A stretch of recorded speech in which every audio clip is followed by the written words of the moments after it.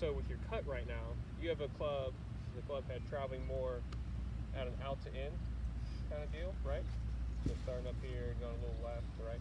But if we want to hit a draw, it has to be coming more from the inside, right? So we have to get this club more in here, traveling out to maybe say right field, we'll call it. We use a baseball analogy, right?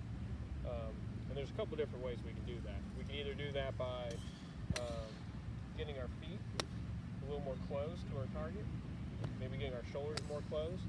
That will help distribute more of a in to out kind of pattern. We can do it with our wrists as well, okay? So if I bring the club up top here and I get my wrist to maybe go in this fashion more, so now this club traveling more this way, and it can come more from the inside. So instead maybe you have the club more in a steeper fashion, and so it's coming more from out and in, right? So we'll, knowing all that, let's talk a little bit now about how the ball is going to be rolling into the cup, okay? So we know through kind of physics and everything that the faster the ball is rolling, the smaller the cup size becomes, okay? So if I got this ball coming in like really hot, you know, it just went over that edge, right?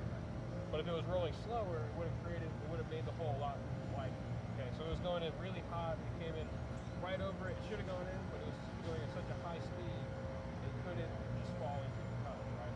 The cup essentially became much smaller, right? So when I hit these putts, I want to have a speed where the putt can just kind of die in there on the side, just kind of roll itself in. Does that make sense? It makes the cup much wider that way, right? Now, granted, we want to kind of have the ball die in there, but we know that 100% of putts left short don't go in. Okay, so we want to be able to make sure we get the ball there, but we don't want it going at Mach speed. Does that make sense? Okay. Let's talk a little bit about how we want to use this club, right? Okay. So with these wedges are obviously built with a lot of loft, like that 60 degree, right? It also has this bounce underneath. Okay. So the way the club's built is that it has this roundness to it underneath. And so we either can use that to our advantage or we can use it to our disadvantage.